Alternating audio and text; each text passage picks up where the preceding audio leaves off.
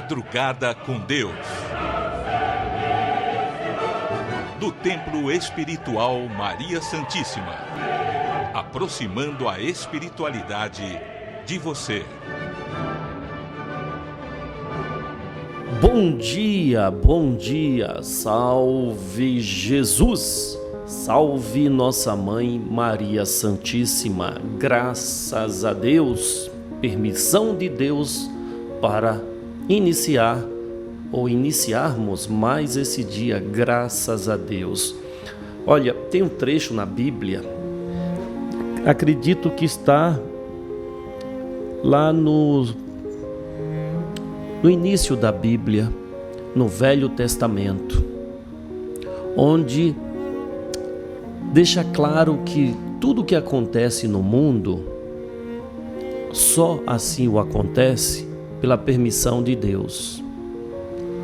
Não existe no mundo uma folha seca que caia, nem um fio de cabelo de quem quer que seja a pessoa, sem que Deus permita.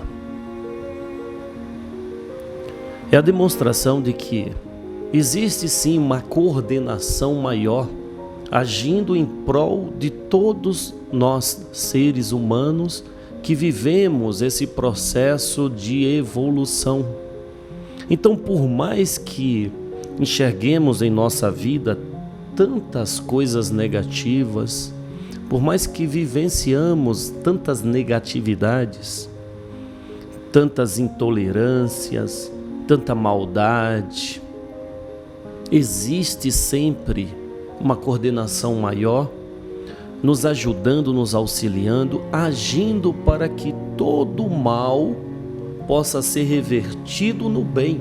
Eu acredito nisso porque eu acredito na Bíblia. Nós não podemos ser hipócritas.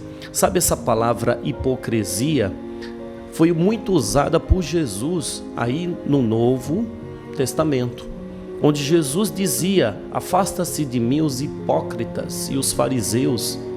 Ele usava da palavra hipocrisia para falar daqueles homens cultos daquela época, que eram os fariseus, que acreditava em uma certa sabedoria e não usava dela, usava simplesmente a hipocrisia, fala uma coisa e faz outra.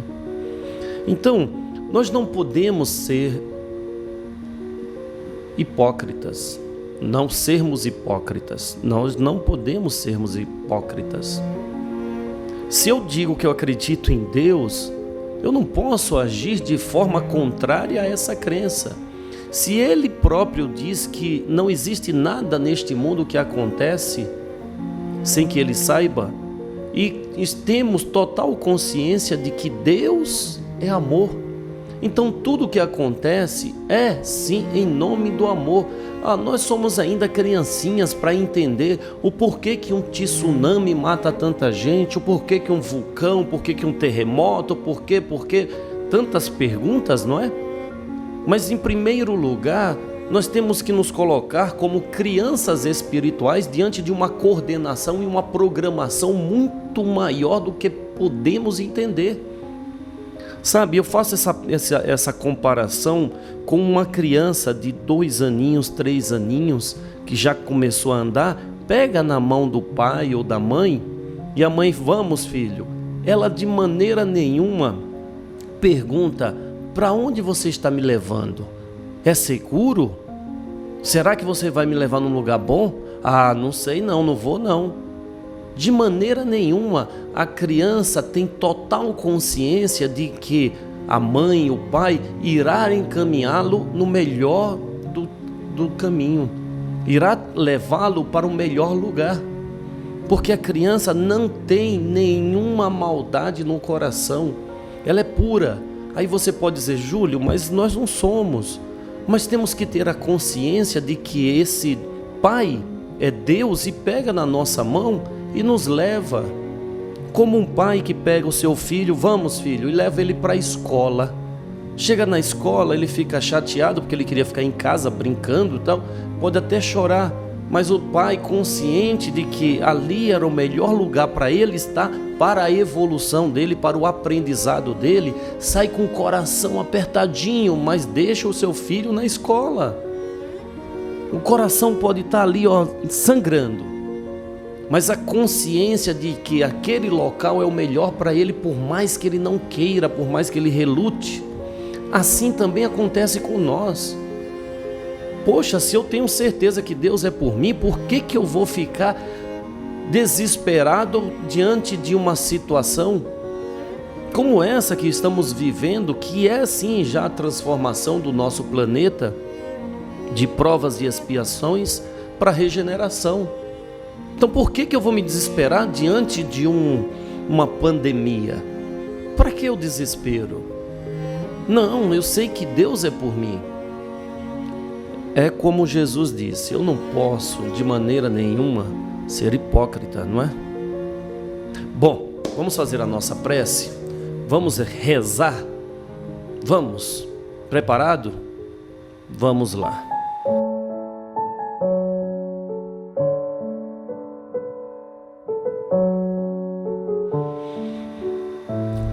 Senhor, que no silêncio deste dia que amanhece,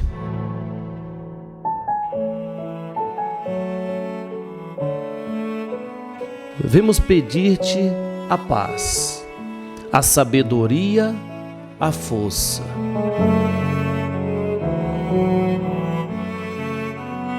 Quero hoje olhar o mundo com os olhos cheios de amor. Quero ser paciente, compreensivo, manso e prudente. Quero ver além das aparências, Senhor, os teus filhos como tu mesmo os vês. E assim, não vê senão o bem que há em cada um deles. Fecha meus ouvidos a toda calúnia e guarda a minha língua de toda maldade, para que somente de bênçãos se preencha minha alma. Que eu seja, Senhor, tão bom e tão alegre, que todos aqueles que se aproximarem de mim sintam a tua presença. Reveste-me de tua beleza, Senhor, para que no decorrer deste dia eu possa te revelar a todos. Que assim seja, e assim será. Graças a Deus, graças a Deus. Obrigado, Senhor, obrigado por mais um amanhecer e obrigado pela oportunidade de aprender com estes seus discípulos que vêm do mundo espiritual e não medem esforços em trazer o conhecimento que nos liberta do pior e do maior mal que existe no mundo, a ignorância. Então vamos aprender? Vou passar a palavra então ao nosso amigo Juan Domingues, que ele vem nos falando desse tema: desperte a capacidade para vencer. É com você, meu irmão. Graças a Deus. Deus bendiga a todos.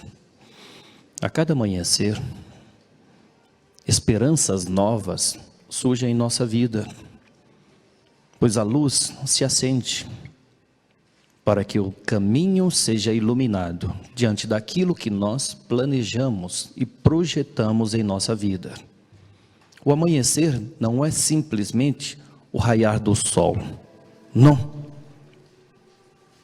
É a oportunidade que nós temos de alcançar aquilo que ainda não alcançamos. O amanhecer é a demonstração de que Deus confia em nós. Deus confia em você.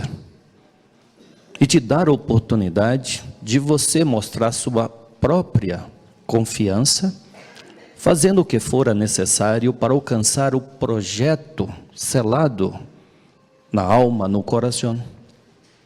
Há muitas pessoas que não conseguem enxergar a luz, não conseguem enxergar a claridade, vive sobre uma escuridão, sob a escuridão do entendimento, da compreensão, da verdade.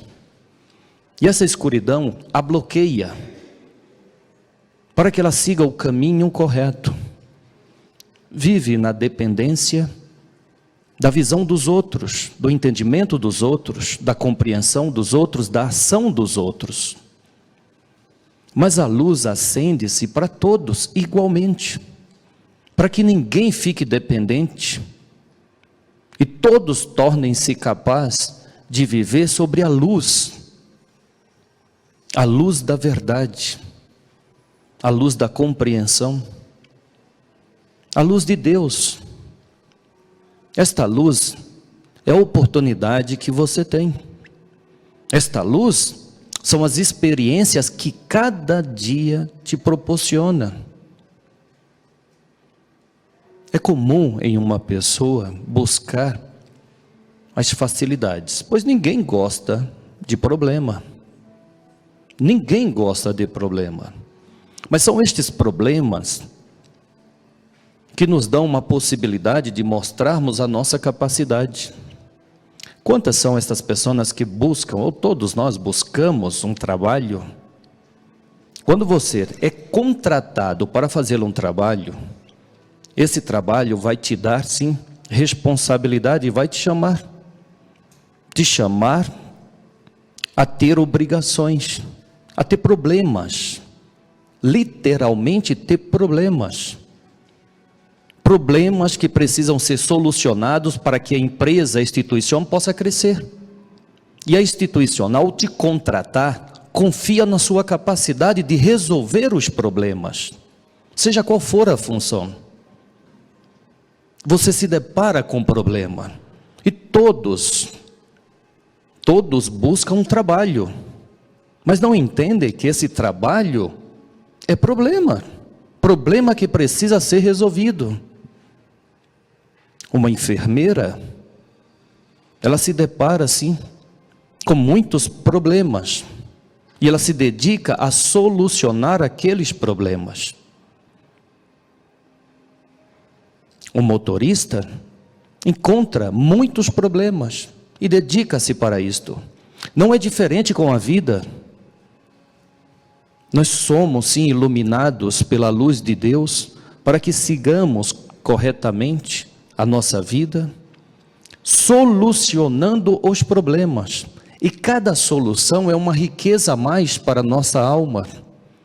Cada solução alcançada é a demonstração que somos capazes de obter cada vez mais. O bom trabalhador na instituição que confia neste, ao solucionar muitos problemas, ele é convidado a ter mais problemas, a subir de cargo, a ter mais responsabilidades, para obter mais lucros, para ter melhores resultados financeiros. O espírito encarnado também.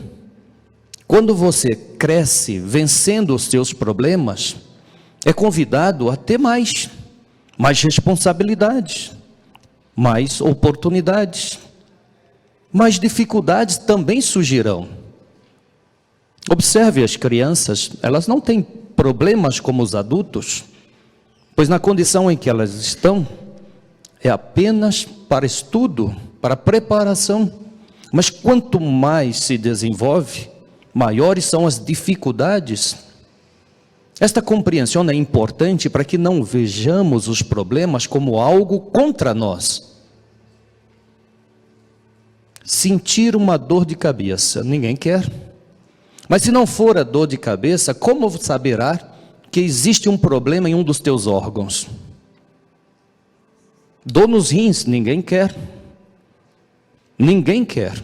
Mas se não fosse a dor nos rins, como saber que estamos agindo erradamente com o nosso organismo, nosso corpo?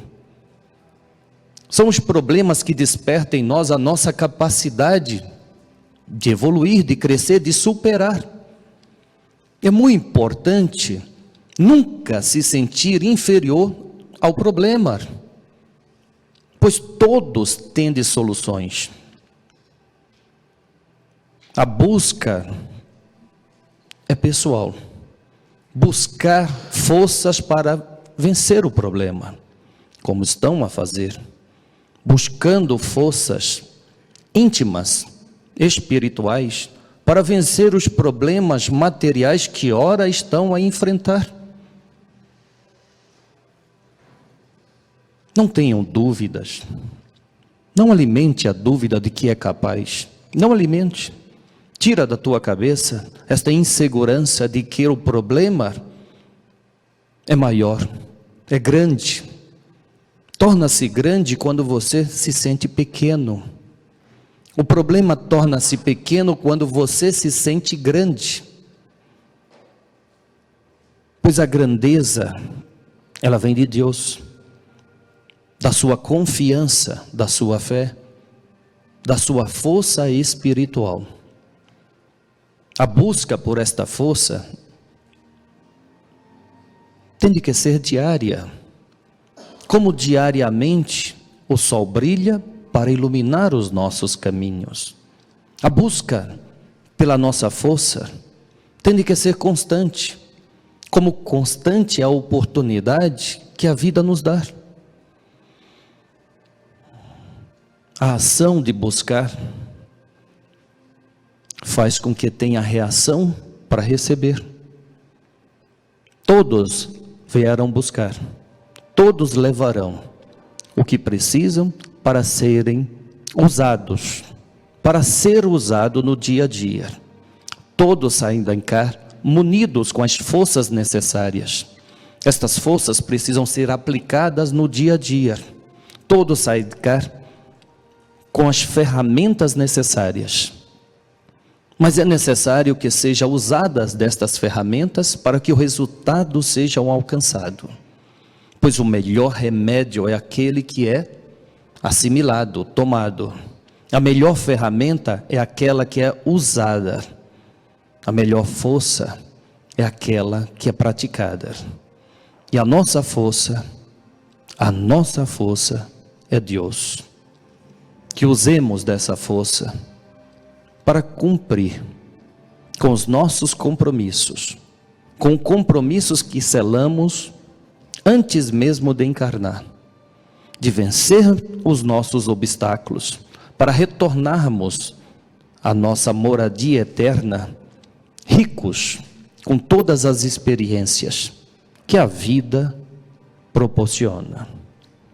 Que a paz de Deus, do Cristo, esteja nos corações de cada um de vocês. Salve Jesus. Se Deus confia em nós, por que iríamos desconfiar de nós mesmos? Não é mesmo?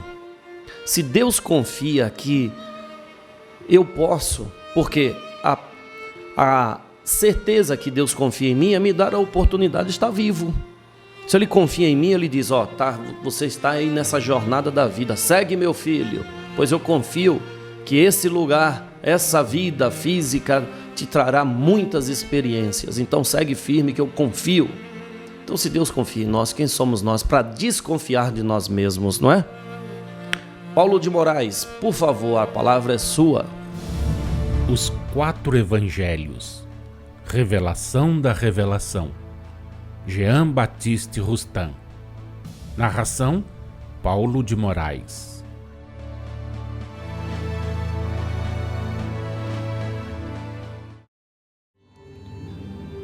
Golpe de vista sobre a fenomenalidade do moderno espiritualismo. A Sociedade Dialética de Londres, sob a presidência de Sir John Lubbock, sob a vice-presidência do eminente fisiologista Henry Lewis e de um dos mais sábios professores da Inglaterra, Huxley, decidiu, em sessão de 6 de janeiro de 1869, que fosse nomeada uma comissão composta por magistrados, pastores, letrados, cientistas, ao todo 33 membros ativos, para estudar os fenômenos do moderno espiritualismo e pulverizar, por meio da investigação e para sempre, os inexistentes fatos espíritas. Prestar atenção, inexistentes fatos espíritas. Ao cabo de 18 meses de continuados estudos, essa comissão apresentou um relatório que concluía favoravelmente ao espiritismo. Entre outros fenômenos, citava estes, aspas, aparições de mãos e de formas não pertencentes a ser humano algum e que, pela ação e pelo movimento, pareciam vivas. Essas mãos foram algumas vezes tocadas e até seguidas pelos assistentes, convictos, consequentemente, de que não eram o resultado de uma impostura ou de uma ilusão, etc. Fecha aspas. Alfredo Russel Wallace, o grande naturalista inglês, êmulo de Darwin, era um dos membros da célebre comissão de investigação. Vencido pela evidência, fez, na obra que publicou com o título Milagres no Moderno Espiritualismo, uma desassombrada profissão de fé que na Inglaterra apaixonou sobremodo os espíritos.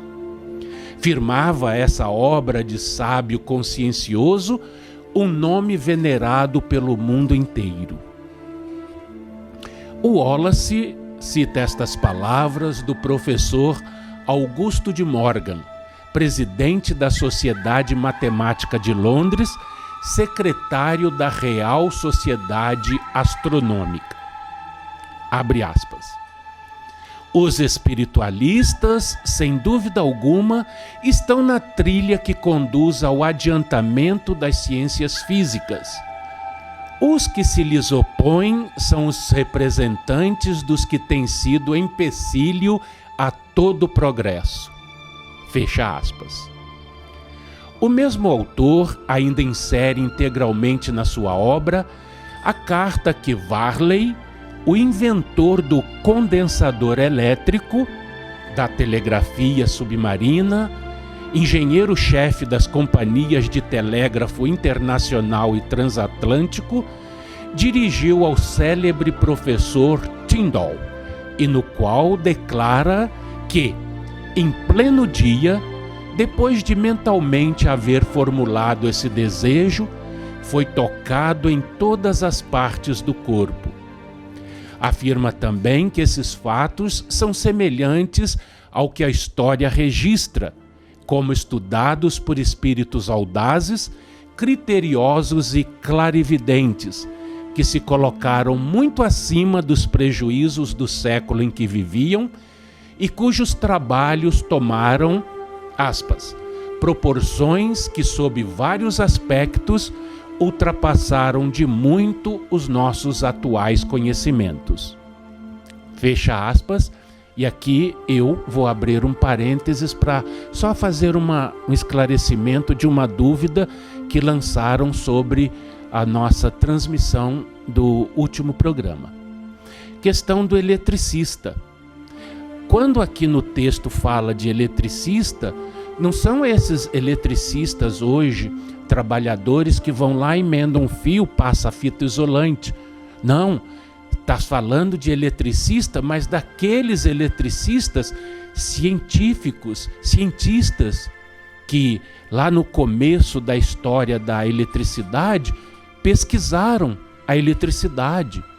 E aí concluíram, pela obra, que existe uma força invisível aos olhos humanos, a que deram o nome de eletricidade, que praticamente hoje move o mundo. Então, feito esse parênteses, explicado isso, vamos seguir aqui com o texto do prefácio de Os Quatro Evangelhos. Posteriormente a essa carta, e malgrado o seu conteúdo, Varley foi nomeado membro da Academia Real de Londres. Em França, o teriam achincalhado. A Academia das Ciências teria recusado admiti-lo como um dos seus membros efetivos. Outro parênteses, né? Acho que não é só em França, não. Em outros países também, vocês devem conhecer alguns aí, em que esses valorosos pesquisadores teriam sido também achincalhados. Fechando parênteses e seguindo aqui com a leitura. Na profissão de fé, da qual citaremos um fragmento incerto nos Milagres no Moderno Espiritualismo, obra de Wallace diz, aspas, os fatos me convenceram. Eles me forçaram a aceitá-los como fatos, muito antes de me ser possível admitir-lhes a explicação espiritualista. Fecha aspas. Esse curioso livro confirma cientificamente as encarnações espirituais de seres vivos em presença de muitos investigadores prevenidos, mas que pouco a pouco se tornaram, graças a tais fenômenos, crentes resolutos. Oxon, distinto professor da Faculdade de Oxford, após 5 anos de experiências contínuas, declara haver, exterior ao corpo humano, uma força, uma inteligência reguladora que produz todos os fenômenos espirituais, entre outros, o da psicografia, sem o auxílio da pena ou do lápis, numa folha de papel branco encerrada ou depositada em lugar visível para todos os assistentes e que fica inteiramente escrita. Estes fatos são obtidos em pleno dia, ouvindo-se o ruído do lápis. Semelhante psicografia foi conseguida em lousas trazidas e marcadas por ele, percebendo-se igualmente o ruído do lápis que escrevia, estando as lousas cuidadosamente unidas e diante de testemunhas, todos homens de ciência. Essa força, governada por uma inteligência distinta da dos assistentes, diz ele, manifesta sua ação sem recorrer a nenhum dos métodos conhecidos para escrever, etc. E fecha aspas. Convidamos nossos irmãos a lerem a obra Psicografia, já traduzindo aqui o nome, né, do professor Oxon. Os fatos que ele cita são confirmados por Sergeant Cax, jurisconsulto, filósofo e escritor, e por Wallace, seu amigo. Aqui a nota de rodapé.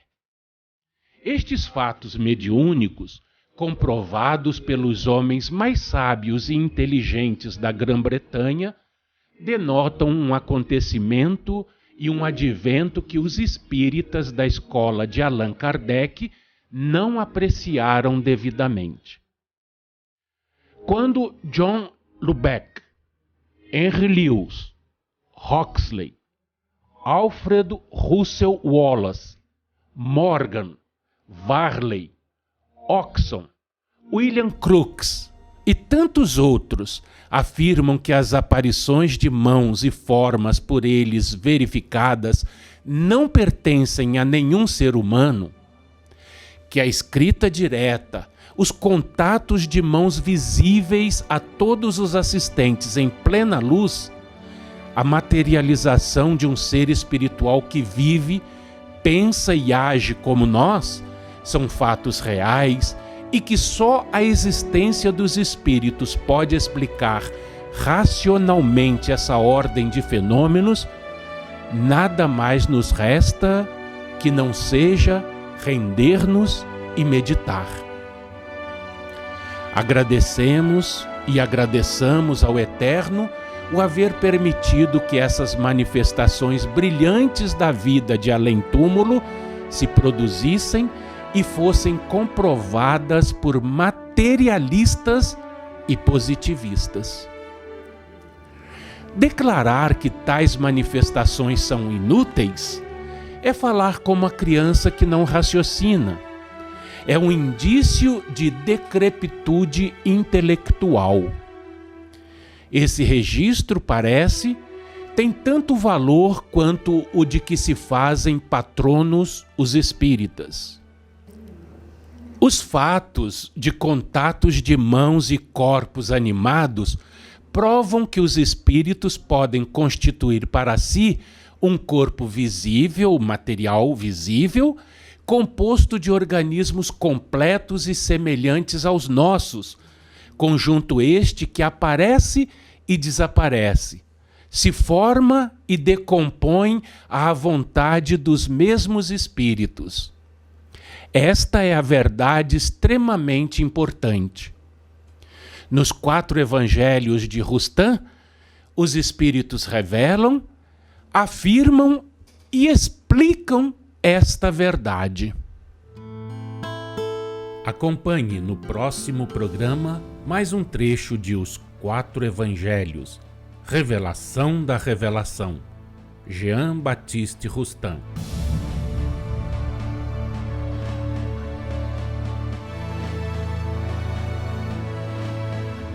Esse é o programa Madrugada com Deus. Sempre estaremos aqui falando de coração para coração, falando daquilo que acreditamos e vivenciamos, para que, se você permitir, possa somar a sua vida.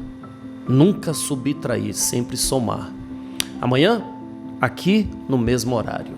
Salve Jesus, salve nossa mãe Maria Santíssima.